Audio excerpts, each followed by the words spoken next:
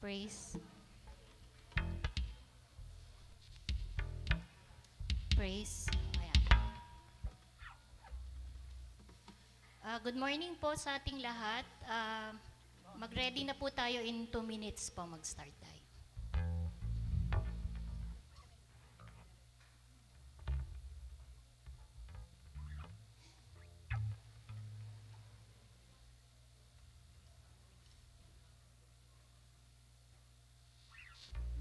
Paalala ko lang po yung mga cellphone po natin.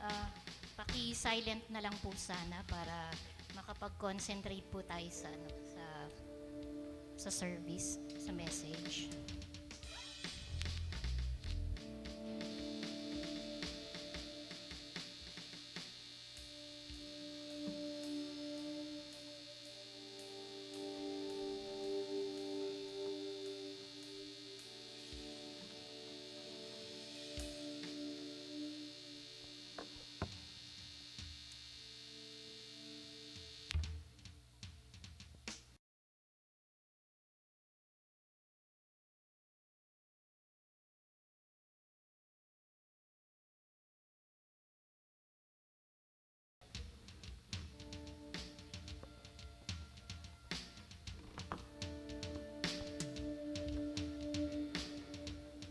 Okay, start na po tayo.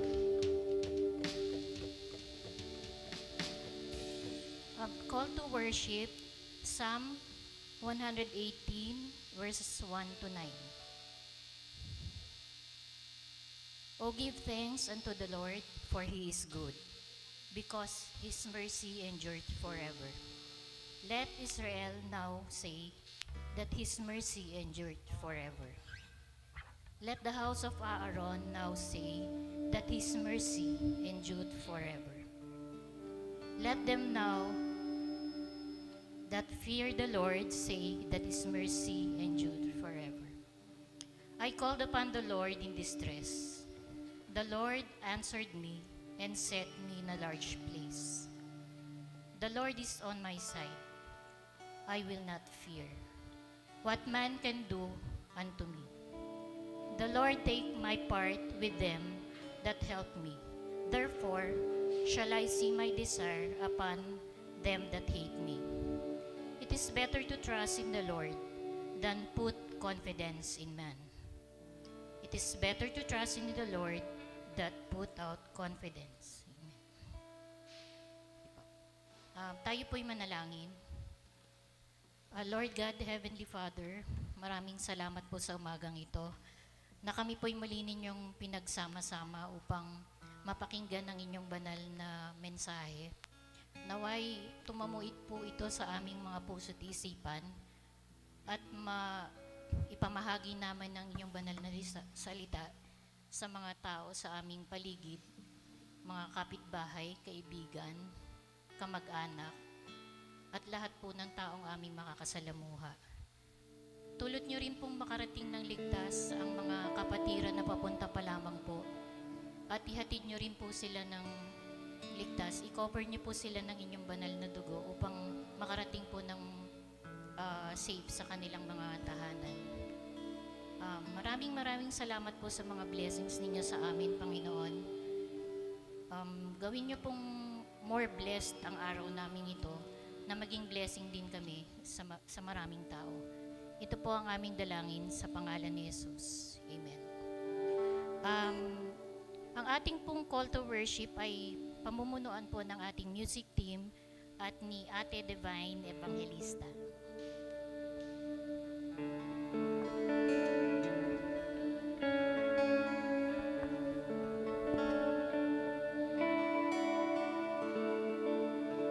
Let's stand up po and let's lift our hearts and voices in adoration to our loving God.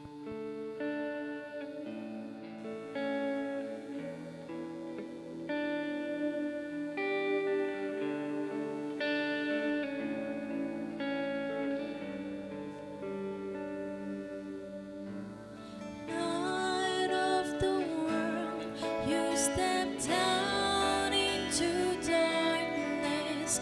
Open my eyes, let me see.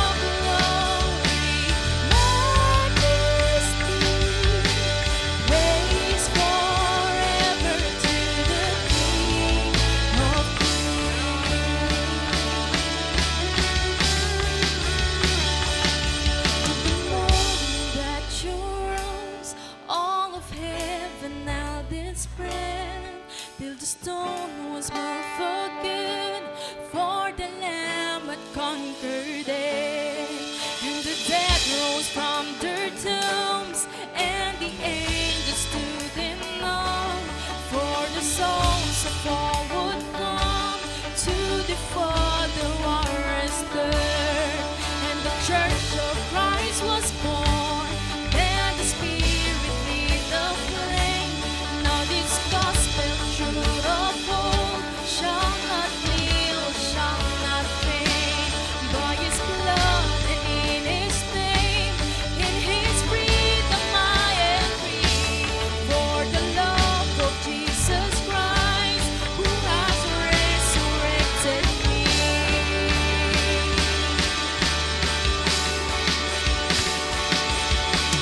Praise the Father, praise the Son, praise the Spirit, three in one. God of glory, majesty, praise forever to the King of Kings. Praise the Father, praise the Son, praise the Spirit, three in one. God of glory, majesty, praise forever to the King of Kings. Praise forever to the King of Kings.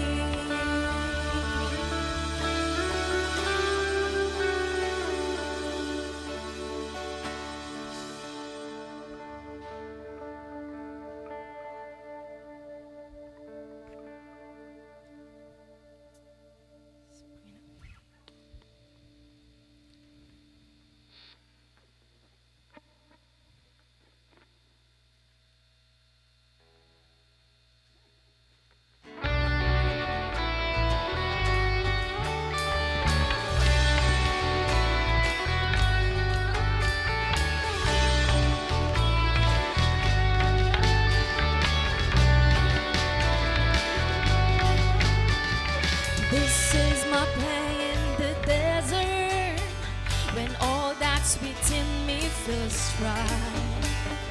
This is my prayer in my hunger and need. My God is the God who provides. This is my prayer in the fire, in weakness or trial or pain. There is a faith proven more worth than gold, so refine me, Lord, through the flame. And I will bring praise, and I will bring praise.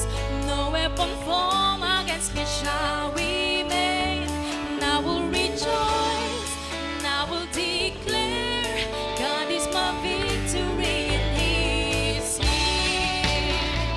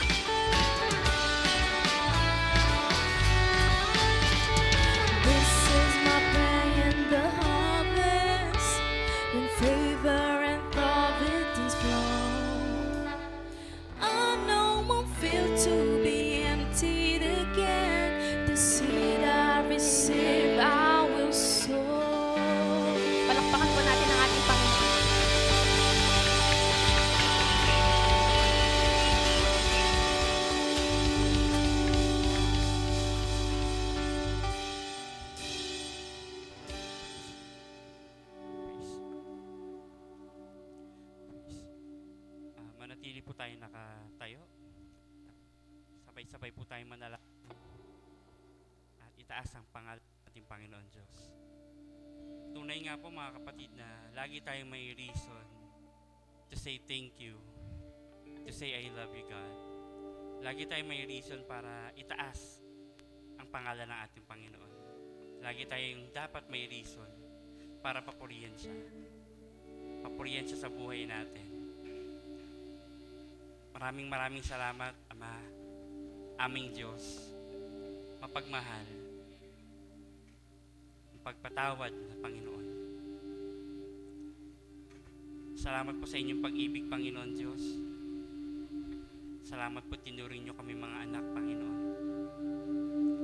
Sa umagang ito, Panginoon, linisin niyo po yung aming mga puso't isipan, Panginoon. Alam po namin na sa nagdaang araw, Panginoon, nagdaang linggo, marami po kaming mga masamang balitang narinig. Marami po kaming mga problemang naranasan. Marami po kaming mga pinagdaanan, Panginoon. Yung mga pinagdaanan namin, Lord, minsan hindi namin kinakaya, minsan napapaluhod na lang kami, Panginoon. Minsan nanghihina kami, Panginoon Diyos. Mga balita, Lord, na tila hindi namin kayang dalhin. May mga problema na tila walang solusyon. Pero maraming salamat, Panginoon, hindi lang po sa araw na ito, na pinapatunayan mo kung gaano mo kami kamahal, Panginoon. Kung gaano mo kami pinoprotektahan, Panginoon Diyos. Sapat na, Panginoon, yung talagang pag-ahali mo ng buhay para sa amin. Mapabilang kami, Panginoon, sa inyo pong pamilya. Napakalaking pribilehiyo, Panginoon Diyos. Today, Panginoon, as we worship you, tataas namin ang pangalan mo, Panginoon Diyos. Gaya nga ng sinabi ng kanta, Panginoon, lagi po kaming may reason to say thank you. We always have reason to praise you, God, because you are our God. You rule over the earth. You created us, Panginoon. Lahat po ng problema namin, Panginoon, ay may solusyon. Una na nga po dyan, Lord, yung pagmamahal na ibinigay niyo sa amin, yung pag-ibig na ibinigay niyo sa amin, yung kaligtasan na ibinigay niyo sa amin. Ito po'y sapat, Panginoon Diyos. Ang inyong pong grasya sa araw-araw ay sapat sa aming pamumuhay. Thank you. Thank you. We pray, Lord, sa bawat family, Lord, ng BCFC, kayo po yung manguna, Panginoon, sa bawat mga nanay, sa bawat mga tatay, sa bawat mga anak, Panginoon. Sa kanila pong pamumuhay, the way they live, the way they resolve their problems, Panginoon. Nawa, kayo po yung pumagitna sa kanila pong tahanan. Sapagkat pag kayo po yung nasa gitna ng tahanan, Panginoon, wala pong kaguluhan. Meron pong pagpapatawad, meron pong pagpapakumbaba. At never po kami na mauubusan, Panginoon. Because you supply all of our needs, Father. Gano'n nyo kami kamahal, Panginoon Diyos. Lord, gawin nyo kaming asin at ilaw, Panginoon, sa aming community. As we live our lives, Father God. As we speak, as we communicate, Panginoon, sa mga tao around us. As we resolve our problems, Panginoon. As we walk, and as we talk. Kayo po yung mag-shine, Panginoon, sa aming pamumuhay. Because nararapat lang, Panginoon, na ibandera namin kayo sa aming buhay.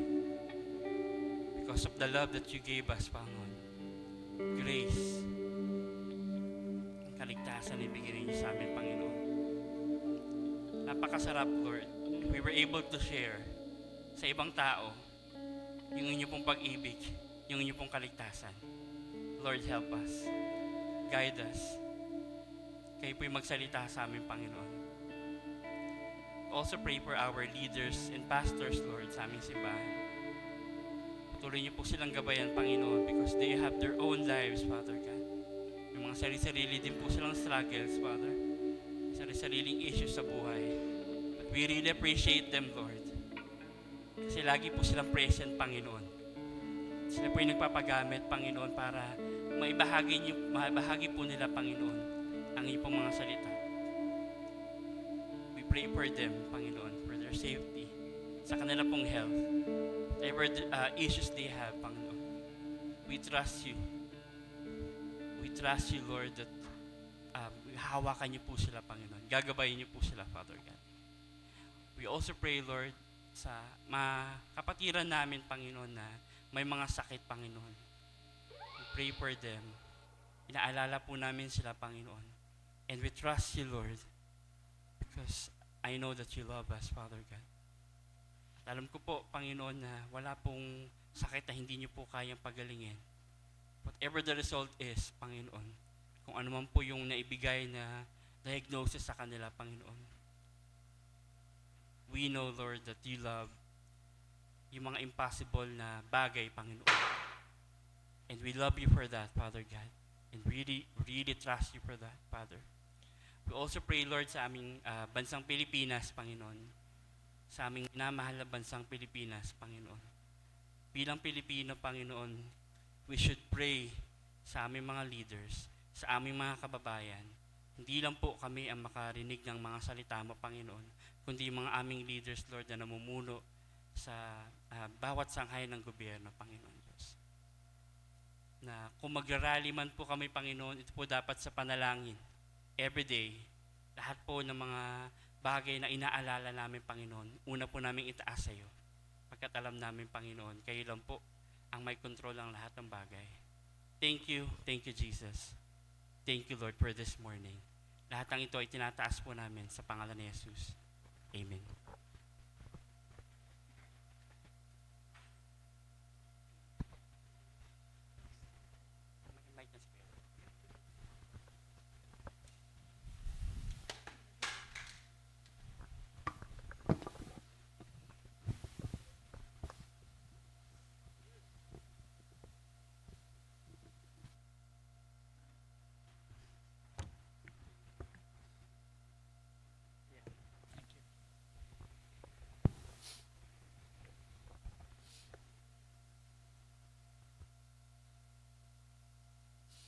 So, magandang umaga mga kapatid.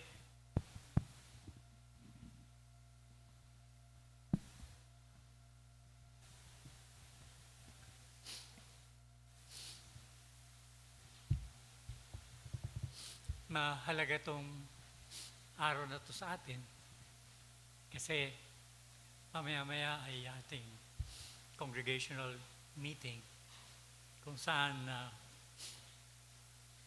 i-approve ng kongregasyon kung ano man yung pinlano ng ating mga liderato para sa susunod na taon. Ito yung magiging landas na tatahakin natin bilang isang katawan ni Kristo sa lugar na to. At yung mga detalye ng pagkilos at gagamitin ay nailahad na ng ating mga liderato. Kailangan lamang ang talagang approval ng buong kongregasyon. Kaya patuloy natin na igayak ang ating mga puso at ang ating mga sarili. Bayan natin na ang banal na Espiritu ay talagang kumilos ng gusto sa ating kalooban, sa kaibuturan ng ating katauhan upang marinig natin, madama natin ang tinig ng Panginoon Diyos para sa taong darating, para sa ating lahat. Meanwhile, mga kapatid, nais ko sanang anyayahan kayong tumayo bilang pagbibigay galang sa pagbabasa ng salita ng Diyos para sa atin ngayon umaga na matatagpuan natin sa aklat ni Isaiah. Aklat ni Isaias sa ikapitong kapitulo, sa ikalabintatlong talata. So, Isaiah chapter 7, verses 13 and up to 14. And let me read for you, and please read with me.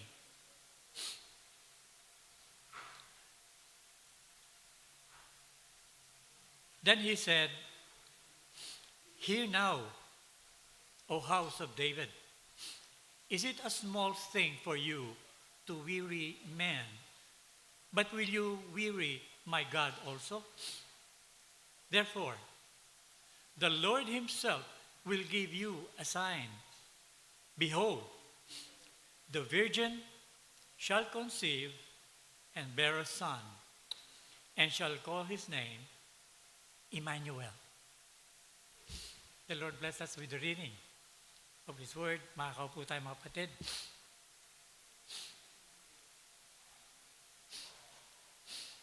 Ang propetang Isaiah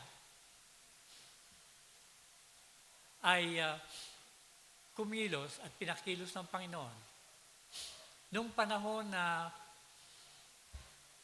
papalapit ng madurog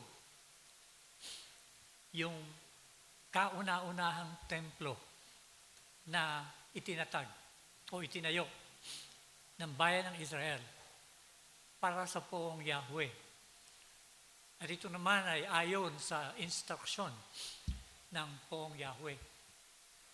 In fact, while ang instruction ng Panginoon ay binaba kay David, at si David talaga, Haring David, siya talaga yung marubdob ang hangarin na makapagtayo ng tahanan ng pagsamba. Tahanan para sa poong Yahweh. Kasi lalo na nung panahon na yon, naitayo na yung bahay. Ika nga, para kay David. Pero sabi niya, ang Panginoon Diyos, walang bahay dito. So gustong-gusto niya maitayo. Pero sinabi sa kanya ng Panginoon, kumbaga, ikaw yung mag-gather ng mga materials, ikaw yung bibigyan ng instruction, pero hindi ikaw ang magtatayo ng tahanan ng Diyos, kundi ang iyong anak, at yung ay si Solomon. Kasi sabi ng Panginoon, nabahira ng husto ng dugo ang kamay mo. Si David kasi, King David, was a warrior. Hindi lamang si Goliath ang pinatay niya na bumabastos ng husto sa Diyos at sa army ng Diyos. Kundi marami pa talaga ang pinatay. Mandirigma si David.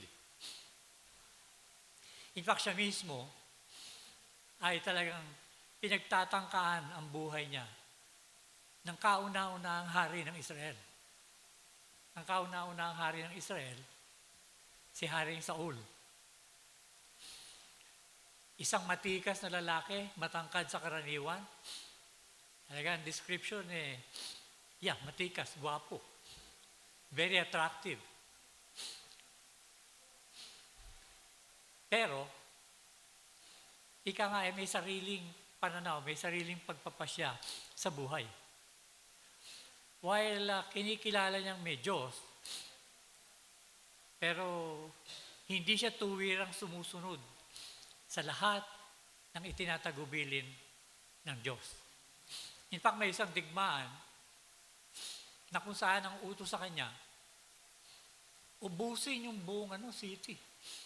Ubusin lahat ng tao. Ubusin lahat ng mga hayop. Walang ititirang buhay.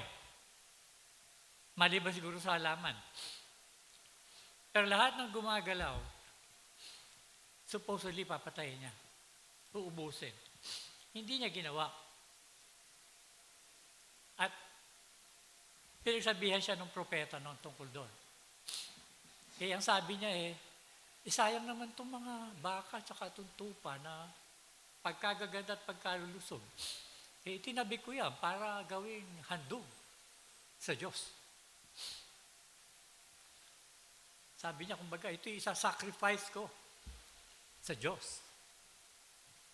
Dito kasi sinabihan ng propeta, obedience is better than sacrifice.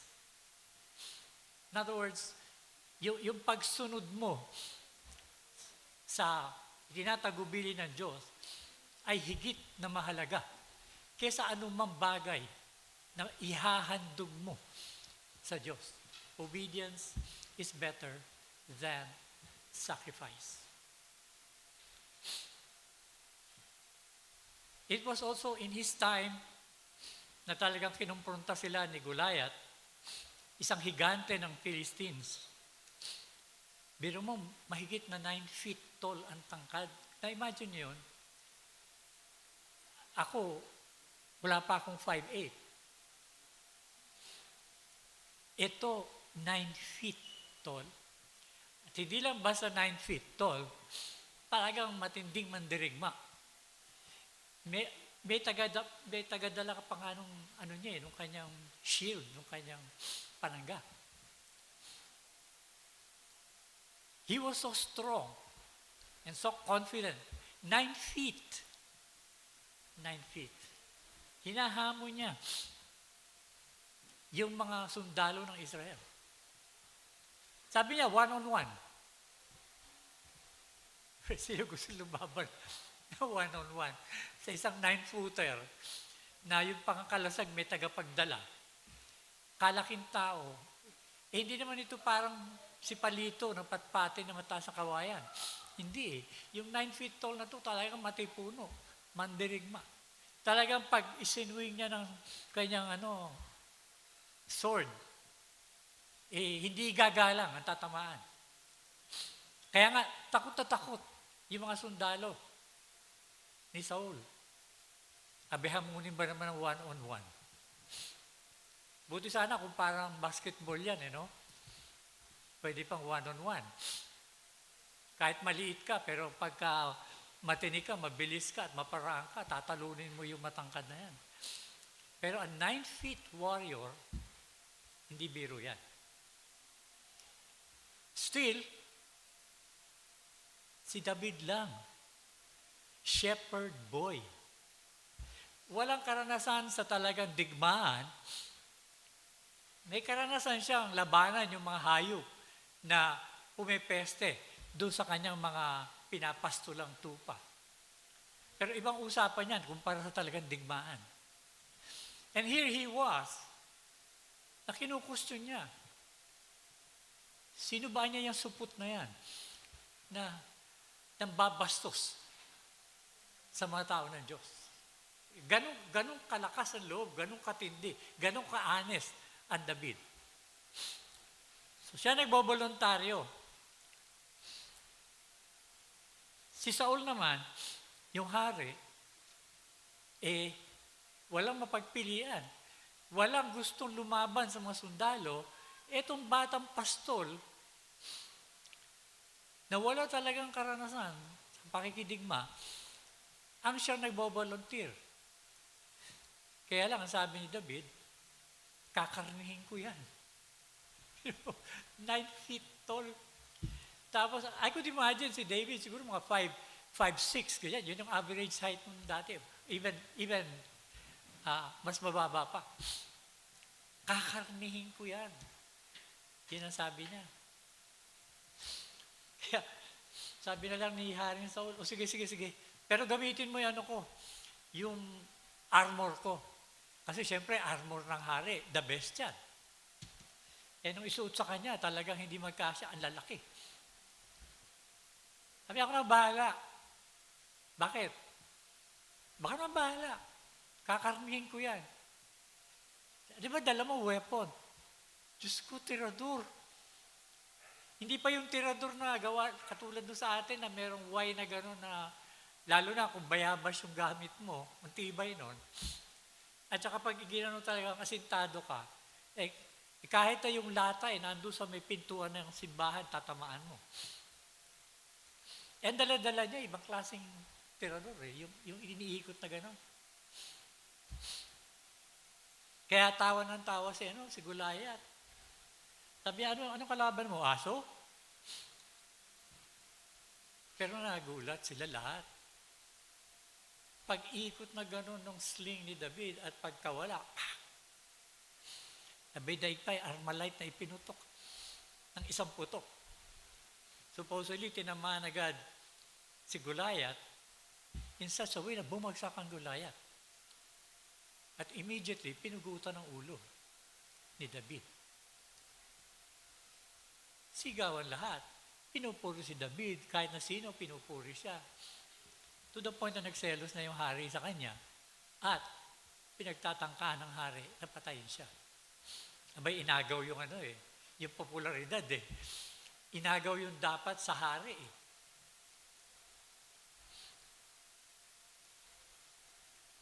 Hindi ikaw ang magtatayo ng templo. It was Solomon who did it.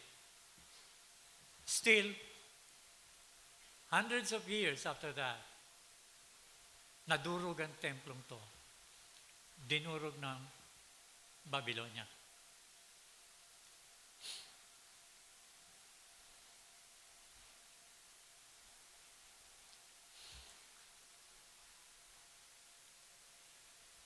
Dito pumasok itong isa sa mga huling hari ng Judah. At ito nga yung bahagi nung binasa nating talata, na talata ni Isaiah, bilang pakikipag-usap at pag-warn dito sa hari na to. Kasi itong hari na to, matindi. Kontrolado niya talaga lahat. Gusto niya, hawak niya lahat.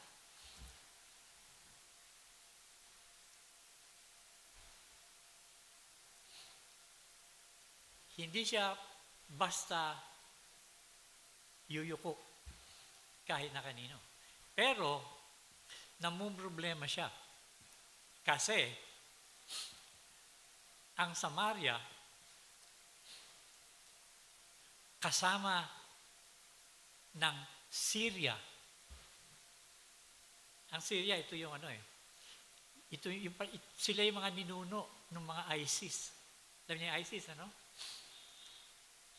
Ito yung matinding grupo ng mga Muslim na gusto nila ay magtayo ng Islamic State of Iraq and Syria.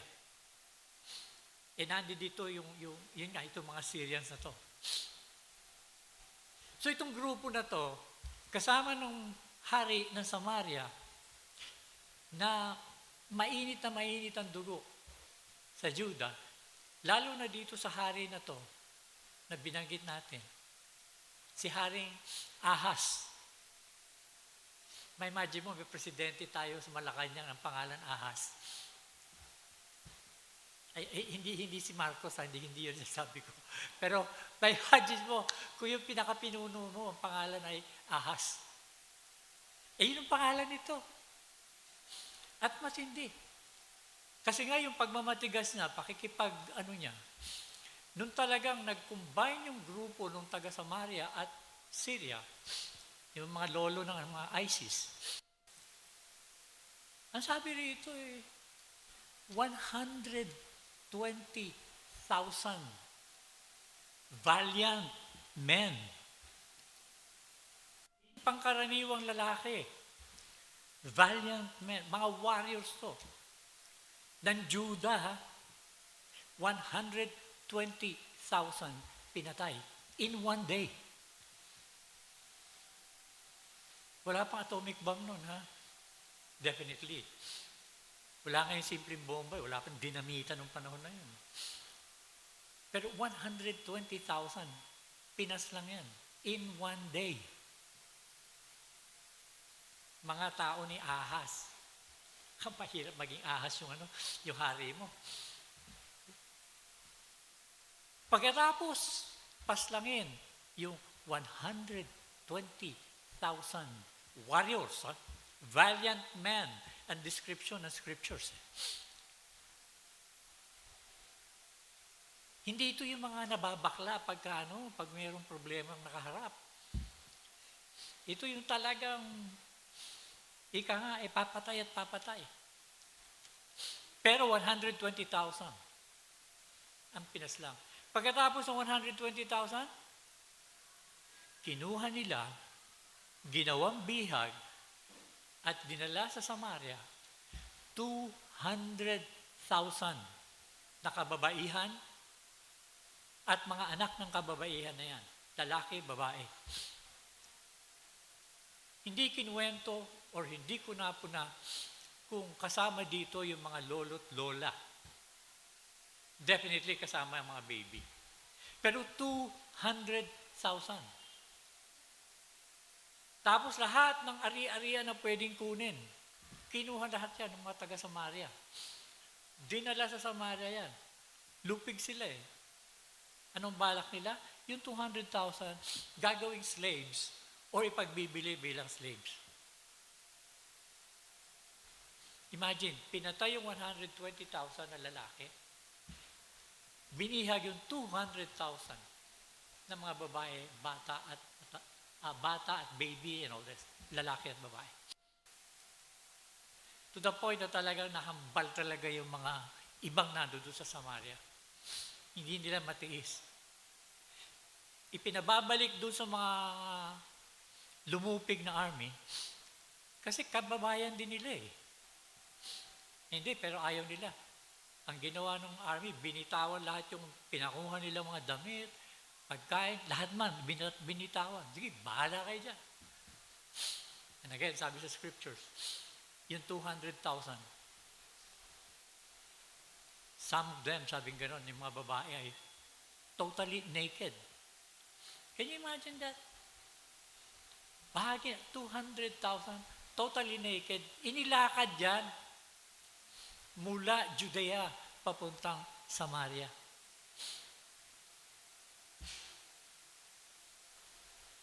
Good enough sana kung may balot man lang eh. Pero hindi, description eh, naked, yung iba. And so yung mga tao doon sa Samaria na naawa, pinagkuha yung mga damit na dinala ng mga nanlupig at binalot doon sa mga babaeng walang damit. At sa iba pang nangangailangan. At saka inihatid pabalik ng Jericho. Remember Jericho? Ito yung unang siyudad na pinasok ng Israelita nung sila ay nanggaling na Egypt bilang alipe. And Jericho is supposed to be pinakamataas na lugar. At ang Jericho ang pinaka-fortified na city. Ang kwento nga ay yung bakod niyan, bakod. Pwedeng magkarera 2 chariot sa ibabaw. Ganun kalapad yan. It would seem to me, baka malapad pa doon sa Great Wall of China.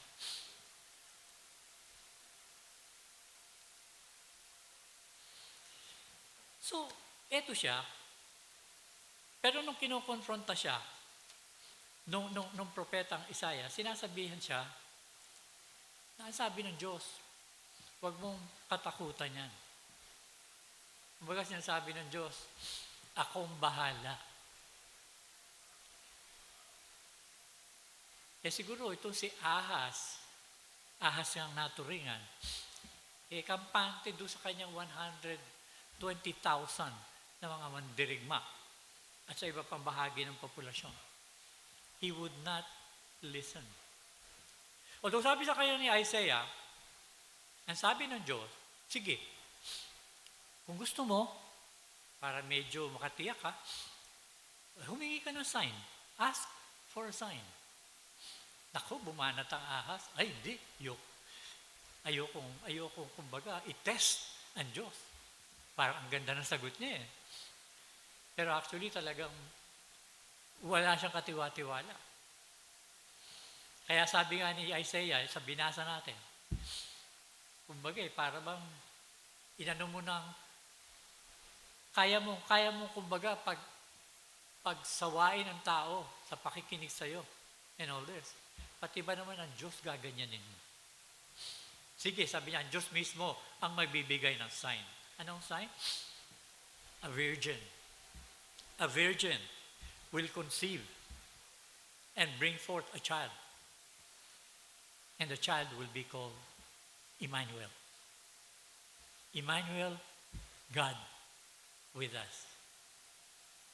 Nung una kong binasa ito noong araw, nagulat ako kasi yung kwento nga ni Luke, itong isang birhen ang siyang nagsilang nung ultimately ay hari. Matindi to kasi sa matandang salitang Hebreo at ganun din sa sa Griego, yung salitang virgin na tinatranslate na virgin sa English, dalawang salita yan. Ang isang salita ay nangangahulugan ng isang batang babae na of marrying age. Pagsampa ng 13 anyos, or a little younger, pag nag-umpisa ng datnan na magkaroon ng period, marrying age na yan. So, ito yung tinatranslate na virgin. Merong isang salita na tinatranslate din na virgin, nang ibig sabihin ay isang babae, usually bata pa, 13, ganyan. Pero hindi pa nagkakaroon ng sexual relationships. Virgin talaga. Yung ginamit na salita dito sa Isaiah, yung binasa natin, ay nagpapatungkol sa isang bata pa lang na kumbaga marrying age. Yun yung ibig sabihin ng virgin dito. Yung kinukwento naman ni Luke na virgin na ginamit to describe Mary, the mother of Jesus, yung virgin na to is wala pang sexual experience. Kaya nga nung sinasabihan siya ng Anghel Gabriel na ipagbubuntis mo at tatawagin siyang anak ng kataas-taasan. Yan tanong niya paano nangyari ito? I have not known a man. I have not known a man. Yung sabi, wala siyang sexual relationship with a man. At that time, at that age, mga 13, ganyan, engaged to be married na siya kay Joseph. Sa matandang panahon, pag sinabing engaged, you're as good as married. So that kung ikaw ay engaged na babae at nabuntis ka ng iba, adultery yan. At ang kaparusahan dyan ay kamatayan. At hindi basta kamatayan, babatuhin ka hanggang mamatay. Nowadays, meron tayong lethal injection. Sinasaksakan ng karayom. Before that, yung electric chair. Pero nowadays, sinasaksakan ng karayom. Sinasaksakan ng iba-ibang kemikal.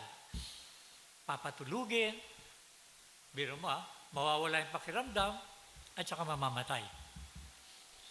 Kaya kumbaga, parang haya-hayang buhay mo. Napapatayin ka. Pero sa kanila, hindi. Babatuhin ka hanggang mamatay. Natikman nyo na bang matamaan ng bato? Hindi pa. Hindi birong sakit yan. Naku, lalo kung tumama yan sa may, dito sa gulugod mo, o dito sa may ankle mo. Sabi nga, lahat ng santo tatawagin mo sa sakit. So the virgin being described by Luke is someone who have not had sexual relationship. And by the way, mga kapatid, isa ito sa mga fundamental na pinananaligan natin. Na isang birhen, hindi yung birhen doon sa term ni Isaiah, kundi isang birhen na nawala pang karanasan ay magbubuntis at ipapanganak ang anak ng kataas-taasan. Isa ito sa fundamental na pinangahawakan natin. Na kung tutusin, ay pinag-uugatan din, or isa sa pinag-uugatan ng ating pananampalataya na ang taong Jesus ay anak ng Diyos, Diyos na nagkatawang tao. Pero buong tao. Hindi nga lang siya nabahiran ng original sin. Pero tao siya sa lahat ng aspeto. Abante ang kaisipan bilang isang tao. Pero tao. In other words, yung pagka-Diyos niya, itinabihan. Hindi siya kalahating tao, kalahating Diyos. Ang pananampalataya natin, siya ay buong-buong tao, siya ay buong-buong Diyos. Subalit ang pagka-Diyos niya ay itinabi. Kumbaga, wala sa kalooban ng tao yung Diyos. Pero ang Espiritu ng Diyos, gumagabay sa Kanya. Nung araw, nung hindi pa ako talaga ganap na naniniwala sa Diyos, pagka nadadaanan ko itong mga storya na to, sabi ko nga siyempre, kaya niyang mamatay. Kung Diyos siya, alam niya, mabubuhay siya uli. Walang pasubali. Kahit na sino, papayag. It never occurred to me na buong tao itong pinag-uusapan natin. Never occurred to me na nasasaktan to. Pinapawisan ito.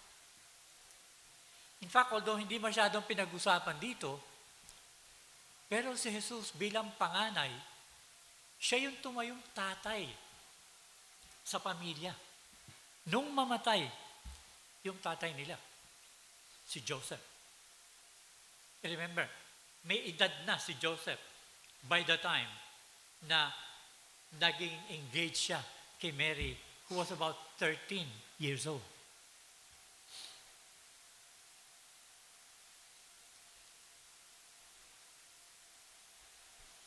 Never occurred to me na itong buong taong to ay dumadaan at dumadanas ng kung ano mang hirap ang dinadaanan ng kahit na sino sa atin.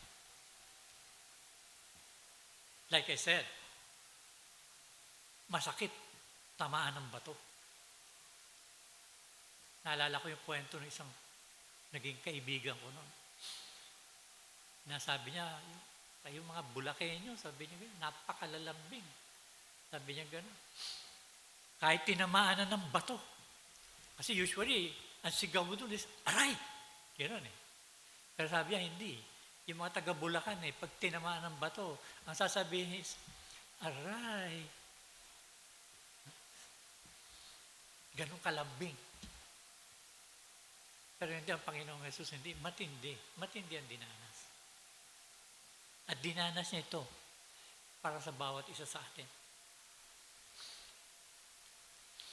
Anyway, mahalagang maglinaw sa atin na itong bahagi ng ito na ipinanganak ng isang birhen at naging tao ay siyang inaantay-antay na hari ng mga Hudyo.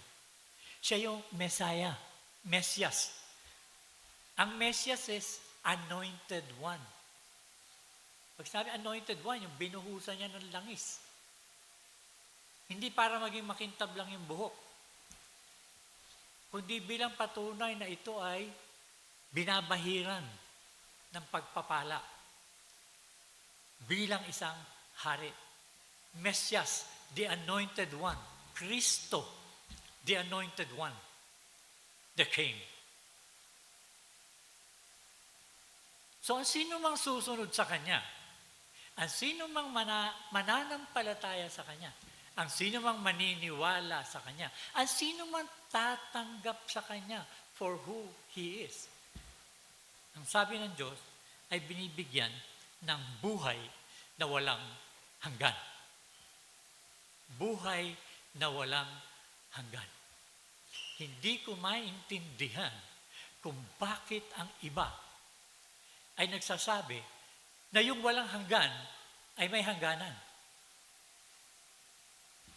Yung walang hanggan ay may hangganan. What am I saying? Na although binigyan ka ng eternal life, walang ano yan, walang putol yan, di ba? Pero hindi.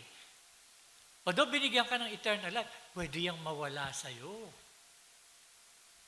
Kaya kailangan patunayan mo na karapat-dapat ka sa eternal life na yan. Sabi ko, bakit pa tinawag na eternal life?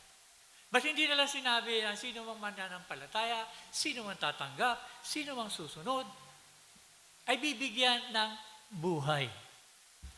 He will be given life. Bakit sinabi sa scripture, eternal life? May condition yung life, eternal. Na hindi ko maintindihan. Bakit galit na galit sila sa mga Baptist? Pag sinasabi ng Baptist,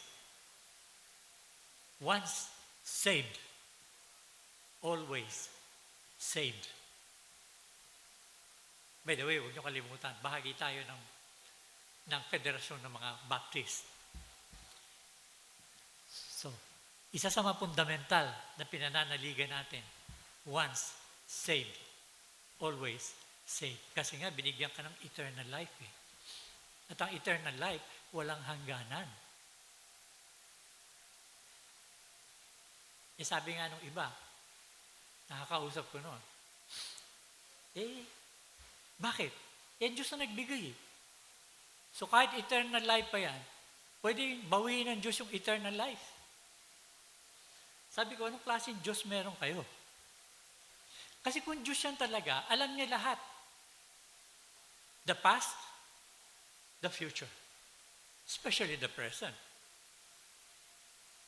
My point was, kapag ibinigay sa iyo yung eternal life na yan, alam na ng Diyos kung sino ka, kung anong magiging ikaw in the future. In other words, kapag ibinigay sa iyo ng Diyos ang eternal life, wala nang bawian yan. Can you imagine a God na magsisisi after, tulad ko, 75 na ako. Hama mo kung pagsisihan ng Diyos na pagdating ko ng 76, babawiin niya yung eternal life? Hindi ganoon ang ating Diyos. Hindi ganoon yung pangako niya. Hindi yun ang sinabi. Remember, eternal life.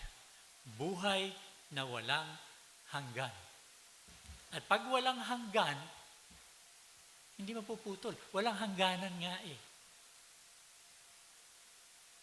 Nawang importante dito mga kapatid, ikaw na mayroong buhay na walang hanggan, na naging sayo dahil kaloob, libreng kaloob ng Diyos. Mahalagang maging malinaw sa iyo na ikaw ay mamuhay para dun sa Mesiyas na yan. Para dun sa anointed King na yan. You will have to really live for the King. Ang question is, are we? Are you? Bisitahin mo yung buhay mo. Bisitahin mo yung takbo. Can you actually say you're living for the King? If you're living for the King, you're bound to proclaim that King. Sabi nga sa atin ng ating pastor last Sunday, yung pagpaproclaim mo na yan sa King could be by mouth. Meaning talaga pinapaliwanag mo, pinoproklama mo, sinasabi mo. Ikaw yung dyaryo, ikaw yung radyo, ikaw yung TV. Pinoproklama mo. Pinoproklama mo yung hari for whom you are living. Pero ganun nga ba? I dare say, mga kapatid, na sabi nga, kung ano ang conviction mo, kung ano yung deep-seated na pinaniniwalaan mo, yun talagang pinaniniwalaan mo sa kaibuturan, hindi lamang ng iyong utak, kundi sa kaibuturan buo mong pagkatao. Kung ano yung pinaniniwalaan mo, yan ang huhubog sa pananaw mo. Yan ang huhubog sa perspective mo sa buhay. At kung ano ang perspective mo, yan naman ang magdidikta ng behavior mo. Conviction to perspective to behavior. Ano ba talaga ang pinaniniwalaan mo? Sabi ko nga, parang mahirap intindihin. Yung may conviction, allegedly, may conviction, na ang Diyos ay nananahanan sa Kanya. Ang Diyos ay nananahanan sa Kanya. Sa utak niya, sa puso niya, sa buong pagkatao niya, doon nananahanan. Siya yung templo ng Diyos. Ang hirap intindihin na ang isang tao nagsasabing nananahanan sa Kanya ang Diyos ay takot maghirap.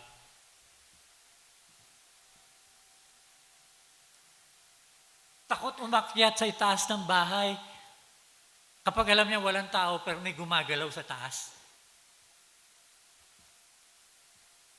Takot lumakad sa dilim. Hindi dahil baka may adik, hindi. Baka may multo. Ang hirap i-reconcile, mga kapatid, kung may conviction na ang Diyos nananahanan sa iyo. Remember, anong sabi sa Scriptura? Greater is He that is in you than He that is in the world. Ibig sabihin, mga kapatid, si Satanas mismo, siya yung leader ng mga anghel na naging demonyo. Hindi tinanggalan ng kapangyarihan. Matindi ang kapangyarihan. Kahit na si Satanas mismo humarap sa iyo, wala kang dapat ikatakot. Bakit? Abay, greater is He nga eh. Greater is He that is in you than he that is in the world. What can He do to you? If you don't have, and you must not be afraid of even Satan himself, tao pa kaya? What can they do to you? Siguro sabi mo, Bok, madaling sabihin yan. Pero mahirap gawin yan. Talagang mahirap. Lalo kung ang mangyayari sa'yo, kamukha nung nangyari kay Peter Tanchi. Kilala niya si Peter Tanchi. Matinding mangangaral yan. Buhos na buhos ang buhay sa pagsisilbi sa Panginoon. At habang nagsisilbi siya sa isang Bible study, yung anak niya, pati kaibigan ng anak niya, ginagahasa sa bahay niya.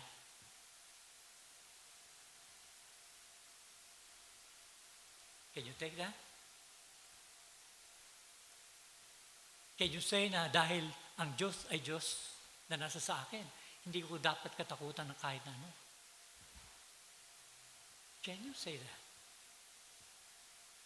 See, dapat talaga, if you are living for the King, and you're going to, and you must proclaim the King, ang proklamasyon niya na hindi lamang sa bibig, kundi lalo na sa buhay.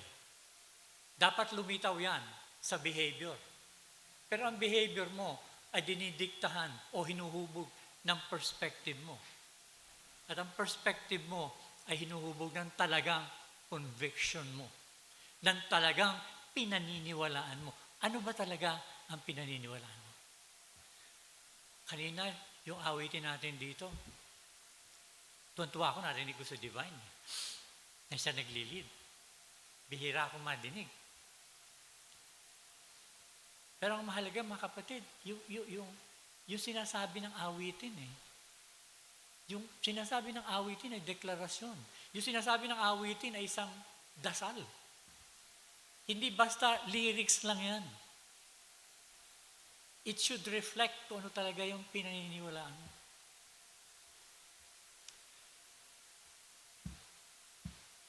Takot ka maghirap? Takot ka sa multo? Takot ka sa dilim? Eh, sino ba ang Diyos mo? I remember nung araw, bata-bata pa ako sa Panginoon.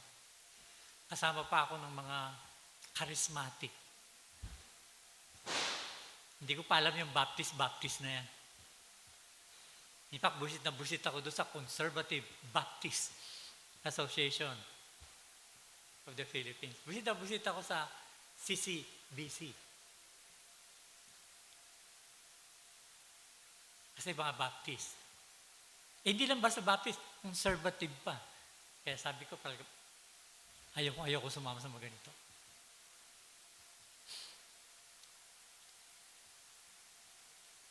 Pero yun nga mga kapatid, ano ba talaga ang pinangahawakan mo? Ano talaga ang pininiwalaan mo? Bakit meron kang pangamba? Kung meron ka ng eternal perspective. In other words, kung meron kang eternal perspective, ang pananaw mo ay hindi limitado sa buhay mo dito sa mundo. Hindi ito limitado sa pagkakaroon mo ng goal dito sa mundo. Kahit ba sabihin mansyon na bahay, 4 na kotse, anak mo nag-aaral sa mga exclusive schools. Kahit pa sabihin, ganyan ang mga plano mo, ganyan ang pananaw mo. Pero ang perspektibo na yan ay hanggang dito lang sa mundo. Sabi nga sa kasabihan, hindi mo yan madadala sa hukay. Abay siya nga naman, hindi mo madadala sa hukay. Hindi mo nga madadala sarili mo sa hukay. Aber nga, may ibang magdadala sa'yo sa hukay o sa krematoryo. Wala kang madadala sa mga iniisip mo na limitado sa mundong ibabaw. Ang mahalaga ay yung bagay na lalagpas pa sa buhay mo dito. Dapat talaga meron kang eternal perspective. Ano ang mahalaga sa buhay pagkatapos ng ikaw ay mawala dito? Dahil sa ayaw mo sa gusto, mamamatay ka rin. Pagdating ng panahon, kumusta ka na? Sino ka na? Saan ka na? Ano talaga ang pinaniniwala mo?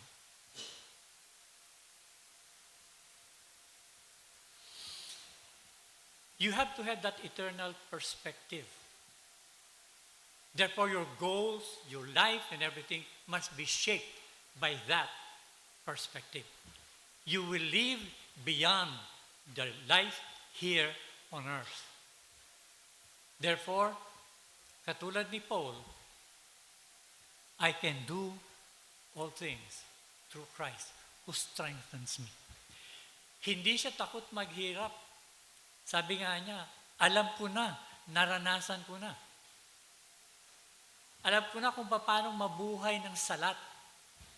Alam ko kung paano mabuhay ng masagana. Si Paul, na isang kilalang tao, na sabi nga ay nag-aral pa sa isa sa pinakadakilang teacher nung panahon niya. Kabahagi siya ng isang kilusan na talagang walang layunin kung hindi ang maibalik ang gloria sa Israel. Na mangyayari lamang kung ang mga tao ay susunod sa Diyos. At matututo lamang sumunod sa Diyos kung matututuhan nila, aalamin nila at isasabuhay ang salita ng Diyos. Ito si Paul, hindi siya takot maghirap. O definitely, hindi takot yumaman. Walang kinatatakutan. Wala kang asawa eh. So walang Walang biyanan na kinatatakutan. Pero ang mahalaga sa Kanya, I can do all things through Christ who strengthens me. Ano talaga pininiwalaan niyo, kapatid? Talaga bang wala ka ng pangamba sa buhay? Talaga bang you can always face life squarely? Because you know you can face everything through Christ who gives you the strength. And by the way, mga kapatid, by the way, ang sabi, nothing can separate us from the love of God in Christ Jesus. Sabi nga ni Paul, kung yung bugtong niyang anak, kung yung solong anak, yung pinakamamahal niyang anak, ibinigay niya para sa atin. Gasino pa ang anumang nanaisin mo? Gasino pa kung anuman yung kakailanganin mo na hindi ipagkakaloob sa iyo? Takot ka ba sa multo? Honestly. Okay ka lang kung nag-iisa ka sa bahay mo? Biglang nag-brown out? Tapos biglang mayroong susulpot sa harap mo? Kumikinang ang katawan? At ngingiti-ngiti sa'yo? Sabi ko nga, nung araw, meron kaming ganyang karanasan. Nung nakikita na pa kami sa kaibigan ko. At sabi nga ng aking misis, Bok, meron akong hindi nararamdamang maganda. At that point in time, lagi nagkakasakit yung mga anak ko, lalo yung panganay ko. So lumabas ako. Charismatic nga Pagharap ko gano'n sa may labas, nararamdaman ko talaga yung mga balahibo ko rito tumataas na gano'n. Bagay, konti na lang. Yung buhok pala. Hindi ko alam kung yung kilay ko tumayo rin. But, I sense a presence. At tapos parang nangungusap sa akin. In my mind, I could hear it. Bakit? Kaya mo ba ako? Yun yung nadidinig ko nun Kilala mo ba ako?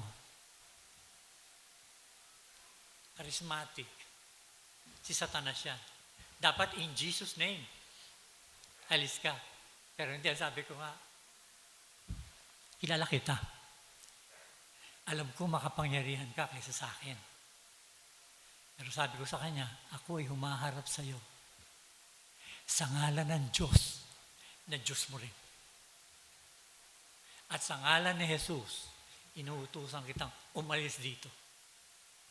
Layuan mo kami, hindi mo kami pwedeng dalhin sa panluloko mo. Hindi mo kaya ang pamilya ko. Hindi dahil malakas ako, kundi malakas ang Diyos na humahawak sa akin. And I felt na parang nag-die down lahat yung parang sa paligid.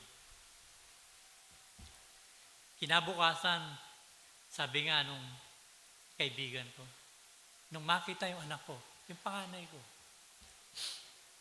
sabi niya parang nagdahilan lang. And on previous day and previous night, talagang kumbaga isang bulati na lang ang pipirma.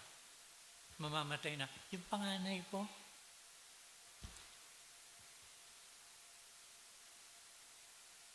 parang nagdahilan lang. Yun ang statement nung kaibigan ko. Nung finally dinala namin sa pediatrician dahil hindi mapakali ang asawa ko at napangako akong dadalhin sa pediatrician, ang sabi ng pediatrician, Bok, kaya mo na palang magpagaling. Doktora yun pediatrician yun. Sabi niya, yung tumama sa anak mo ay hindi pangkaraniwang flu. In fact, sabi niya, kamamatay lang ng isang pasyente ko. Philippine Children's Medical Center. Kamamatay lang ng isang pasyente ko na tinamaan ng ganyang flu at tumama sa anak mo. Anong pinaniniwala niyo, mga kapatid? Nagsumbong nga yung pediatrician na yon doon sa OB ng misis ko, na kaibigan ko. Yan si Bok, naku, hindi na pumupunta sa akin yan. Dinadasalan na lang yung anak. Anong pininiwalaan niyo? Kasi mahalaga to. Siyang huhubog ng pananaw nyo.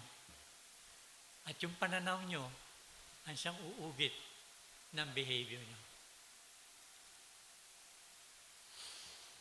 Madaling mag-pretend, madaling magpaka-Kristiyano pag kasama mo yung mga kasama mong Kristiyano.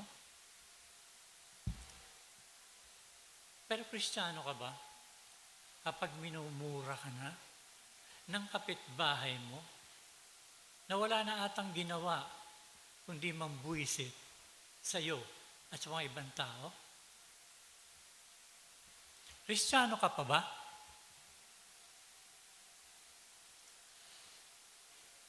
Kung yung sarili mong kamag-anak hahayupin ang buhay mo, anong pinaniniwalaan mo? It's not just a question of the theory and theology of the virgin birth. It is not just a question of is Jesus God or man. Jesus is our King. We live for the King. We must proclaim the King. Not just by mouth, but by how we live. Hindi ko alam kung paano ka mangungumbinsi sa isang tao tungkol sa kapangyarihan ng Diyos kung ikaw mismo takot ka umakyat sa second floor dahil may gumagalaw sa second floor. Wala naman tao. Paano ka na? Tarang manalangin. Panginoon, ikaw po, tanging ikaw lamang po, Panginoon, ang siyang may akda at kumukontrol sa aming buhay. Basbasan mo po kami. Sa ngalan ni Jesus.